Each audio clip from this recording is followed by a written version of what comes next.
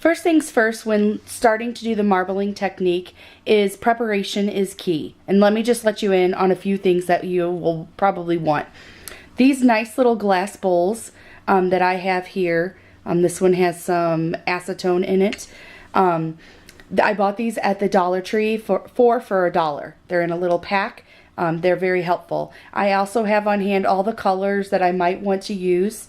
I have these nifty little plastic toothpicks that I also got at the Dollar Tree, and I actually have just a little Christmas ornament that's kind of funky so that I can easily grab that.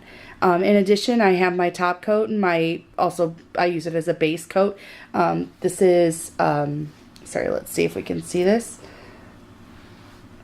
Beauty Secrets from Sally Beauty Supply.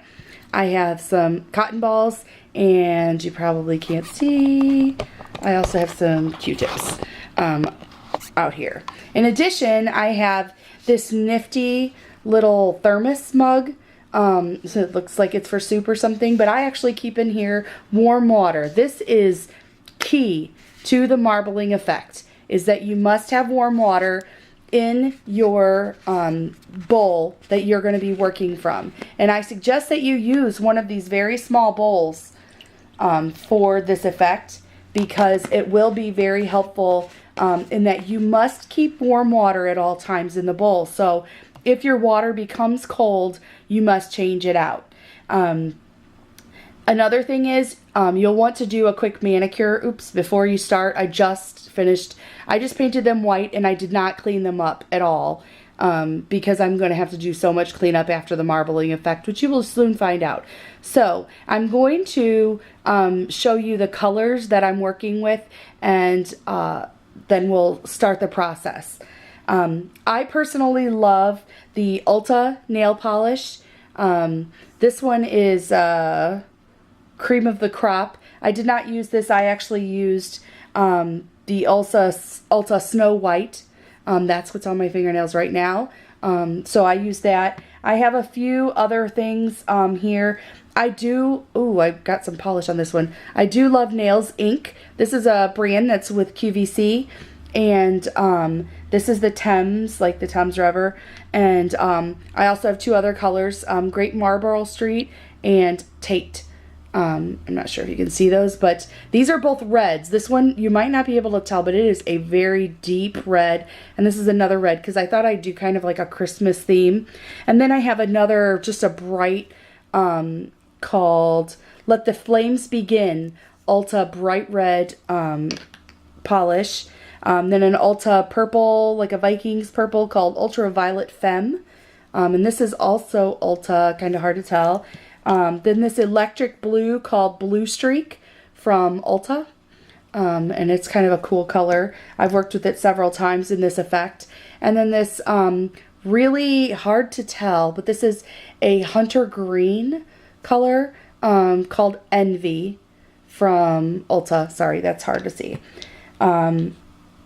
And then my base coat. So let me get started. First things first is you need to choose what colors you'd like to use for your marbling effect. Open them up and place the lids on just slightly and surround your bowl. What we're going to do is check our water. It is still pretty warm. I'm going to add just a little bit more to make sure that it's nice and warm. And then, good. We're going to need to work fast. Sorry, there's something in my water. So what we need to do is place our first color in. The first color, place it really close to the water. The first color will spread pretty wide. You need to work pretty quickly, and I'm having a little bit difficulty with my red. And you'll want to use varying degrees of color with your marbling. I'm going to do one more little thing of blue in the middle here, and then I'm going to take one of these toothpicks and immediately start drawing. Stay within the boundary of your original marble. Try not to go right outside of it, because it will actually drag the entire amount. Okay, so now I'm going to set that toothpick down, and I'm going to lay my thumb into the water. So, okay, so I've laid it down into the paint. Now you can see all the paint around. Now I need to grab a Q-tip and come in here and gather all of that excess paint. All right, now I'm basically pushing it up against my nail so that none of it actually ends up like doing a double process, so that when I lift it out, it's only what happened. So this is what we received. This is what we've gotten. Let's see if I can make it focus more. All right, there we go. So that is the effect that I got. It's a very light marbling. It's kind of cool. And I'll try to do different varying effects of how bright the colors can be. So there's the first one. And then all we need to do to clean it up is to grab a cotton ball. And I have a bowl of the acetone and just kind of clean up around it. I'm just going to do just a basic cleanup and leave most of the work for afterwards. All right, so there's that. Now, I'm going to start on my next finger. We'll see what we can do. So this time I'm going to, and you'll see there's a little dot of paint down in there. That is just fine. We can actually leave it there. But once the water's cool enough, you can just pull it right out. So let's start on the next one. You'll want to go in with your Q-tip and just make sure that all the paint has been gathered up. Sorry. Just go in real quick. All right, so let's start again. We'll do a nice blue, red. Let's get that in there. We're having technical difficulties with some of these colors. And let's do blue again. Go, blue, go. Okay. And then red. I apologize, I'm having difficulties with this red in particular, because I don't want it to cool. Because if it starts to cool, then we are in trouble. So, it cooled just a little too much. My water must be getting cold. My house is always cold because my husband is like a bear. So, all right. So now I'm going to once again dip my finger in. I'm going to lay it down in there, right here over this color.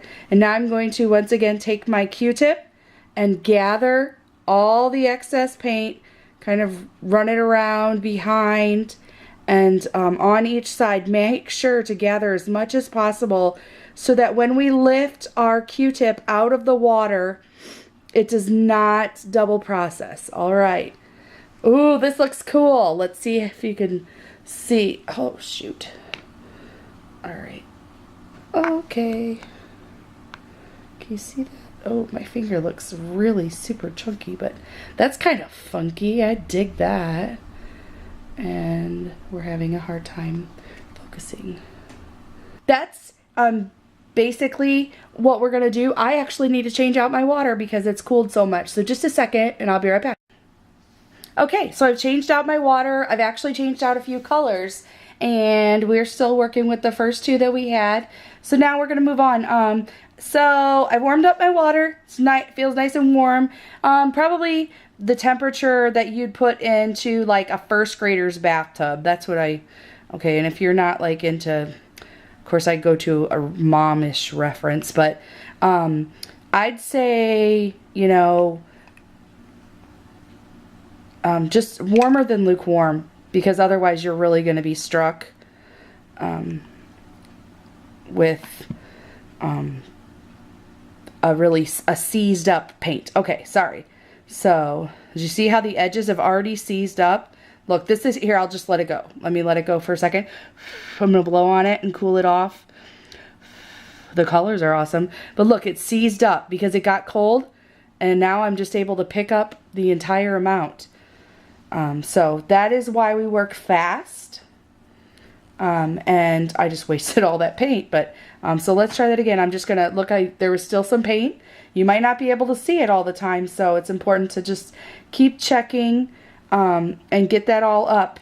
And make sure that your water's nice and warm. Now, I'll tell you, I mean, I've probably already said it, that my husband likes our house like super freezing cold. So it's like 65 degrees in my house right now, which is why my water keeps cooling so much.